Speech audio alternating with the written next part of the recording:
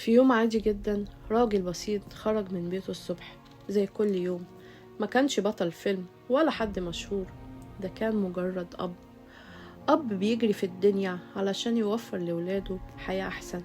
كان فاكر إن التعب اللي بيعيشه كل يوم هو أصعب حاجة ممكن تحصله، لكن ما كانش يعرف إن أصعب وجع ممكن يمر على الأب مش التعب. الوجع الحقيقي إن يبقى عنده أولاد ولاده بعيد عنه. مرت الأيام، البيت كان مليان صوت ضحك بقي هادي بشكل مخيف. الألعاب اللي كانت مرمية في كل مكان بقت ساكتة، والضحكة اللي كانت بتملى البيت اختفت.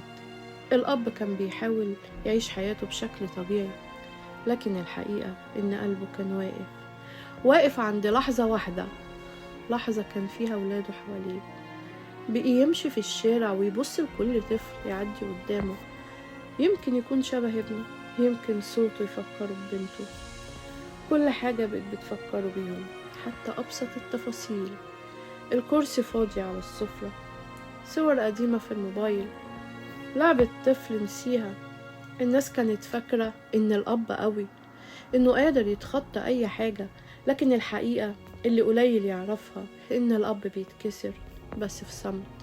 ما بيحكيش وجعه، ما بيقولش قد إيه إن قلبه موجوع، لكن كل ليلة قبل ما ينام بيفكر في سؤال واحد بس: يا ترى ولادي فاكريني ولا الزمن كبرهم ونسي بصوتي؟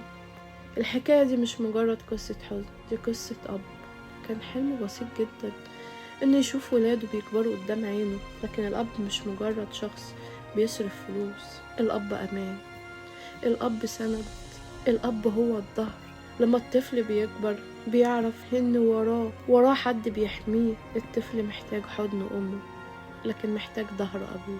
الولد لما يكبر وهو حاسس إن أبوه جنبه، تبقى الدنيا كلها مش سايعاه، بيبقى مطمن. لكن الولد اللي بيتحرم من أبوه يبقى جواه فراغ، وفراغ كبير، فراغ ممكن يفضل معاه طول عمره.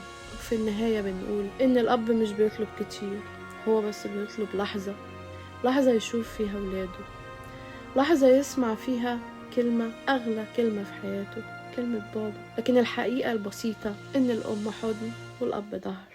وعلشان كده مسلسل أب ولكن بيحكي لنا عن قصة أب بيتحرم من بنته، بس إحنا بنقول إن حق الأب في رؤية ولاده دي مش قضية قانون، دي قضية قلب. وفي النهاية بنقول إن القصة دي مش مجرد حكاية أب، دي حكاية قلب. الأب مش ملاك ومش إنسان كامل، لكنه الإنسان الوحيد اللي ممكن يتعب عمره كله بس علشان يشوف ضحكة ولاده. يمكن الزمن يفرق بين الأب وولاده، ويمكن الظروف بتبعدهم، لكن الحقيقة اللي عمرها ما تتغير قلب كل أب مكان عمره ما يتقفل، مكان اسمه ولادي. ولو وصلت لحد هنا في الفيديو، اكتب في الكومنت كلمة واحدة: الأب ظهر، علشان كل أب محروم من ولاده يعرف إن صوته لسه مسموع، وإن في ناس حاسة بوجعه.